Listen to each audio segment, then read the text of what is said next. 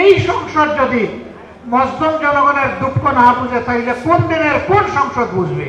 গোগো, তুমি একবার জনগণের ধান খেয়েছো, আবার খাবার চিন্তা করো না। এবার আসলে ঠিকই তোমার লেজ, ঠিকই তোমার পা, ঠিকই তোমার ডানা অবশ করে দেওয়া হবে।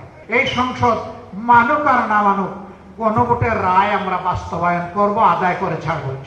জনগণের আকাঙ্ক্ষার মাধ্যমে মধ্যখানে যদি অন্য কিছু এসে দাঁড়ায়, আমি সেই শফিউল আলম প্রধান ফেসিবাদকে জনগণের দিকে এগিয়ে যেতে দেব না, এখানেই থামাই দেব।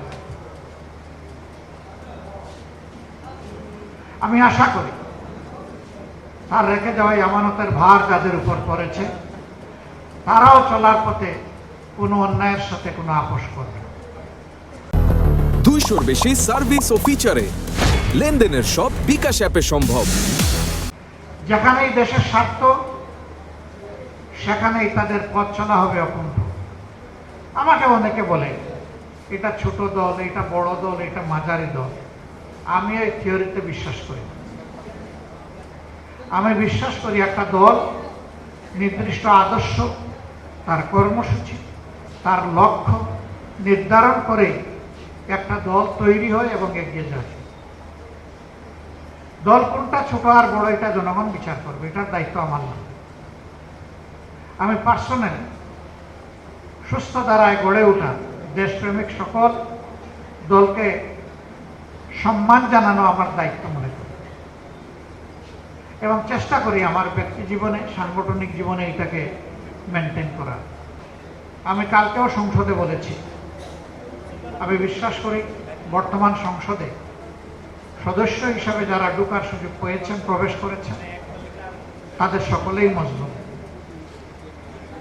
এর মধ্যে কেউ জেল কেটেছে, এর মধ্যে কেউ কুখ্যাত আয়না করেছে, এর মধ্যে কেউ ফাঁসির মঞ্চ থেকে ফিরে এসেছেন, আবার এর মধ্যে কেউ নির্বাসন থেকেও দেশে ফিরে এসেছে। এরকম লোকদেরকে নিয়েই আমাদের বর্তমান সংসদ। এই সংসদ যদি মজলুম জনগণের দুঃখ না বুঝে তাইলে কোন দিনের কোন সংসদ বুঝবে? বাঙালি বাংলাদেশের জাতিকে এগিয়ে যেতে দেয়নি, সেই ফেসিবাদকে 24-এর বিপ্লবীরা ছুঁড়ে মেরেছিল বঙ্গোপসাগরে। 200-র বেশি সার্ভিস ও ফিচারে লেনদেনের সব বিকাশ অ্যাপে সম্ভব। এই প্রজন্ম যথাযথভাবে ফেসিবাদের বিরুদ্ধে এখনো তাদের অবস্থান স্পষ্ট। আমরা তাদের সাথে আছি, তারাও আমাদের সাথে আছে।